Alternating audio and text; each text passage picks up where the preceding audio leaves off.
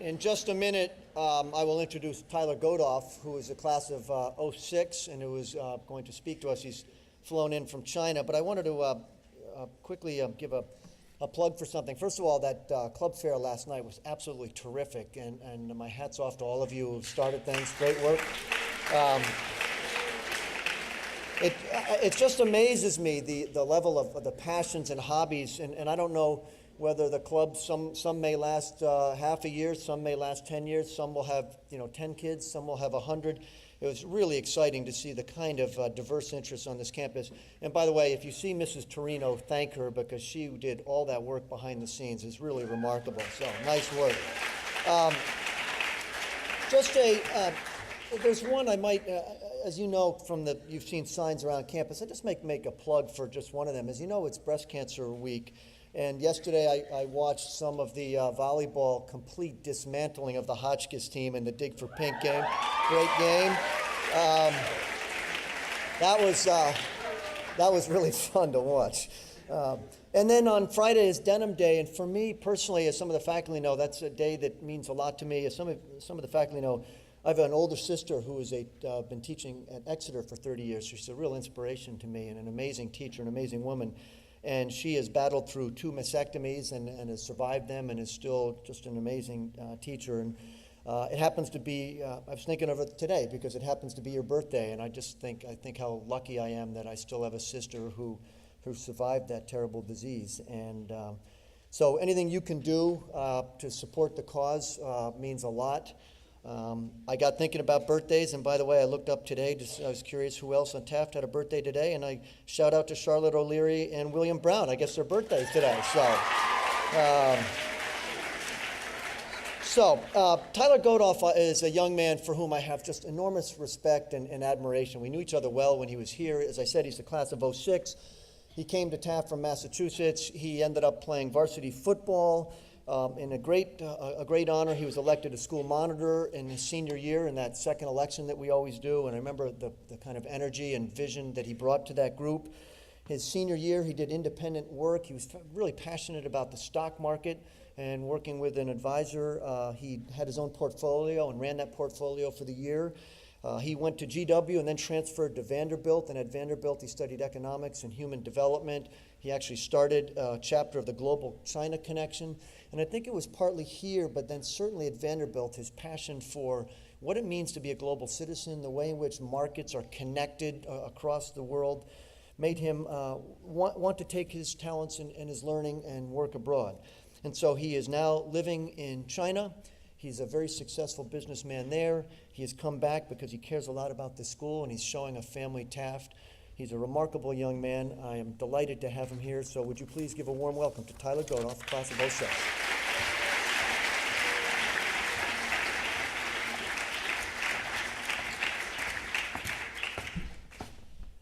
All right, let's do it. Let's go right to China. So, I was recently in a meeting at my company in Beijing. I work for a state-owned shipping and logistics company. And there was 10 people around a table. And I was the lone foreigner, or Lao Wai. And the company that came to visit us was a vessel owner. And I am in a division that focuses on energy logistics. So we do the shipping of wind turbines, which means we ship those long wind blades. So after the individual introduced his company in the fleet of vessels that they have, he asked if there were any questions. And I had been rehearsing in my mind this question over and over again. And I was debating asking it because I knew if I messed up on one tone, the entire message could be lost. But after a couple seconds debating, I realized that it would never get easier than right then. So I looked at my superior, he gave me the nod, and I started. 欢迎你来我们公司，经信指导。请问你们是否船可以运鸦片? There's only a few of you who gets this right now, but the look I received from the vessel owner was as if I'd asked if I could ship his family. 你有什么货? What type of cargo are you talking about? 就是鸦片. It's just blades. My coworker tugged at my sleeve. You made a mistake. What cone being? I just want to know if they have vessels that can ship blades, that go into big turbines. I know, but you didn't ask that. You asked if they have vessels that can ship opium.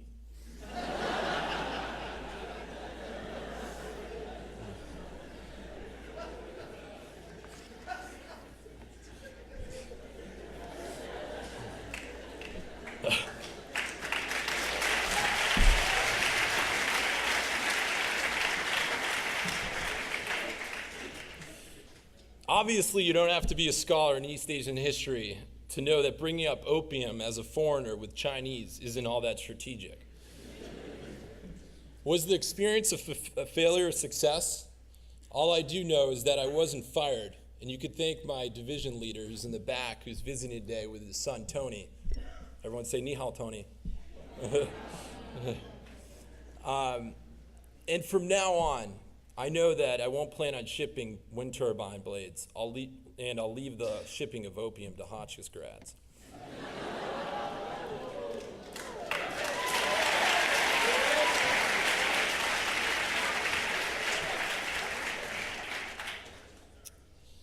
I'm a member of the class of '06, which means I'm only 5 years removed from the seats you're sitting in today. My senior year, I made a conclusion that I would not address the Taft community, as I deemed myself not ready.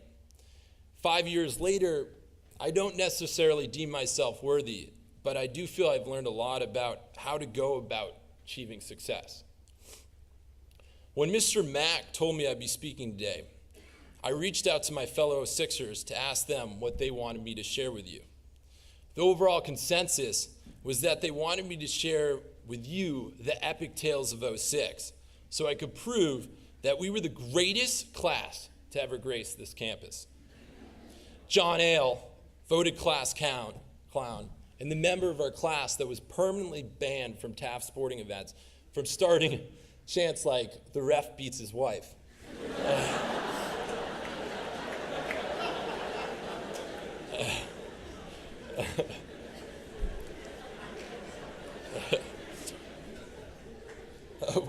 Wanted me to share how our class ended, quote, every tradition, including sophomores as seniors for Halloween, first snow, auctions, freshman bowling, VLN, and walking the plank.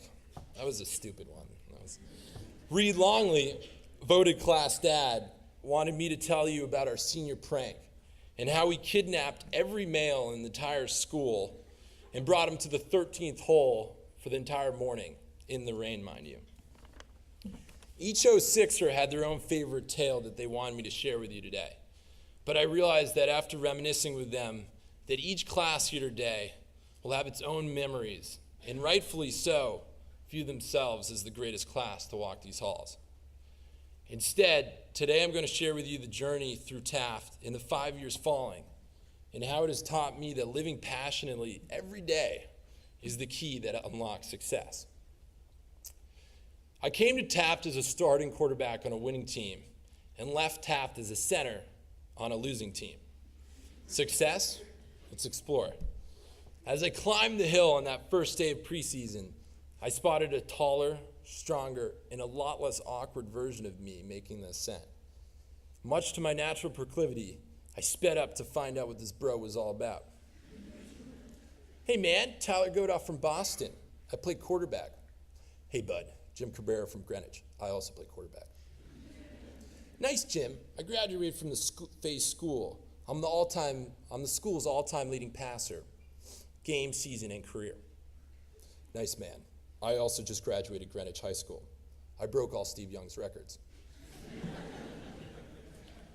That right there was the end of my quarterback career and seemingly the last shred of success in the football department. When senior fall came around, I had doubts about suiting up for which would undoubtedly be the last year of football. We were coming off a 1-7 season. I was informed the only spot open was center. A bunch of my buddies had quit, and preseason was brutal. The coaches had employed Mr. Lee, English teacher and former Navy SEAL, to use his special ops tactics on us. Right before I went in to throw the proverbial towel, I did what I always did before I made big decisions at TAF. I confided in my roommate, Doug Jones. Up on the plateau of CPT, we broke down exactly why I was about to quit, and we came up with the following. It was hard, exhausting, and sometimes physically painful. The chances of us even going 500 were very slim. I would be playing center, which isn't the most glamorous position, especially coming from a former quarterback, and we got no respect. I hated how walking down the halls with my football jerseys on game day didn't garner the same level of respect that the prize hockey jacket did.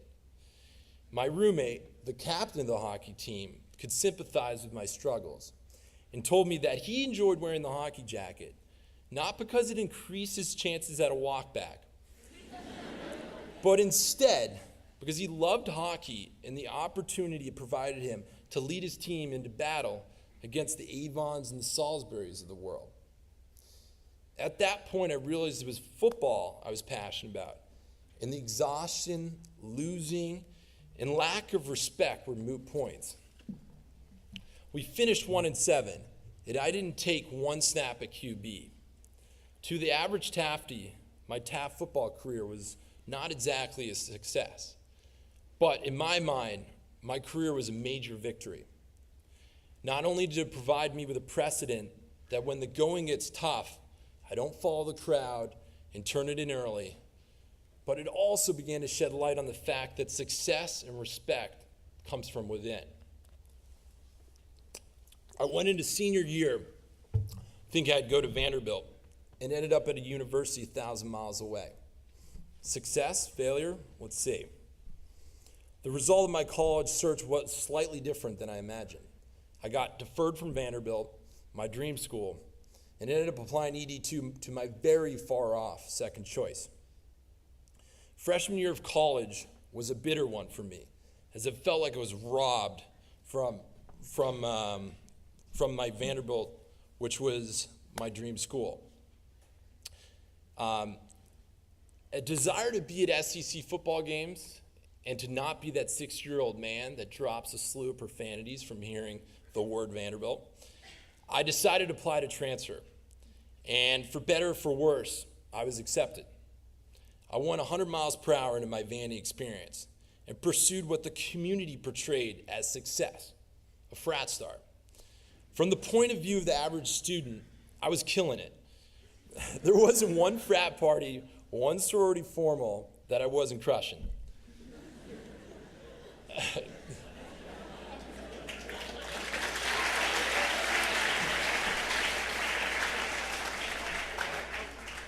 Despite all this success, I still had this empty feeling that my time at Vanderbilt was not meaningful and that I wasn't pursuing what had always drove me. When junior year rolled around, fortunately I did not divert from my original plans of studying in China, something I had hoped to do since I'd set foot in the mainland in 2000. I came back to Vandy senior year after a meaningful 4 months in Shanghai, with the urge to do something with my China experience, and questions like, "Yo, Godoff, how was China?" It was good, man. Overall, amazing experience. Got a good handle on the language, culture. How was the sushi?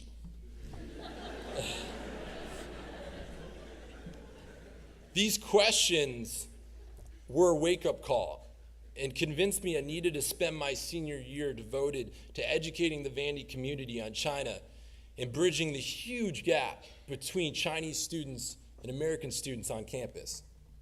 Along with my friend Win Lam, an Andover graduate and native of Hong Kong, I founded the Vanderbilt chapter of Global China Connection, more commonly known as GCC, a leading nonprofit with over 60 international university chapters connecting the future leaders of China and the international community.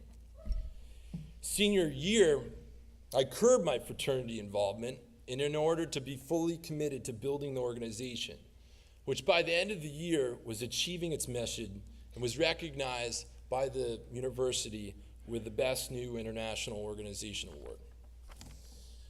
I've stayed very involved in GCC and currently serve on its board of trustees. This past November, along with 3 other trustees, I sat down with former U.S. Ambassador to China and current Republican presidential candidate John Huntsman Jr. We met in his office in the U.S. Embassy to discuss youth engagement in the Sino-American relationship. The ambassador provided us with strategic advice on how to continue to grow the organization. But what really resonated with me was that he said that the passion with which we spoke about China and the belief in our organization's mission was exactly why he was confident that we would continue to grow the organization and achieve success. One of the two songs that played while you walked in was from the movie Rudy, and it's titled, "Take Us Out." I'll attempt to do that right now. During your time at TAF, to continue to remind yourself that success is 100% internal. To quote the comedian George Carlin, because there is only one of you in all time, you have to keep yourself open and aware directly to the urges that motivate you. Keep the channel open, end quote.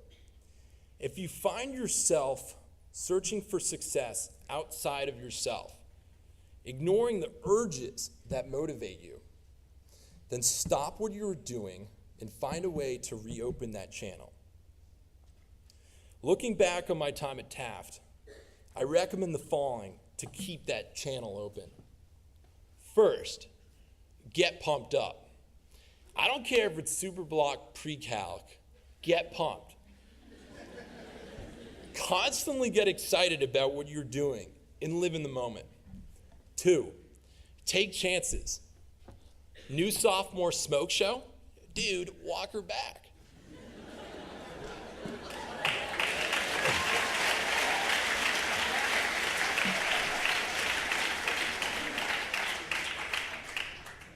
You should be getting uncomfortable daily.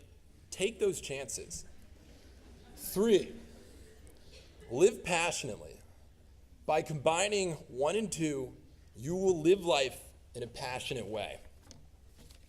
In closing, get pumped up, take chances, live passionately, and you will be successful at Taft in every sense of the word. Go Taft, beat Avon.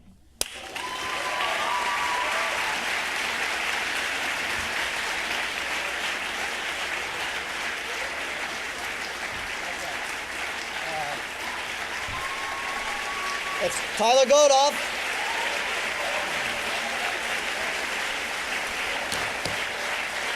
So,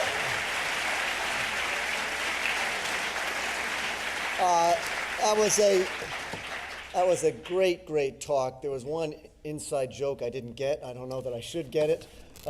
Fantastic talk. Tyler will be here till 1 o'clock. If you see him in the dining room or elsewhere around the halls, you'd like to introduce yourself, ask him questions about Taft or GCC or his work in China, please do so. Fantastic, Tyler. Great to have you back. We're adjourned.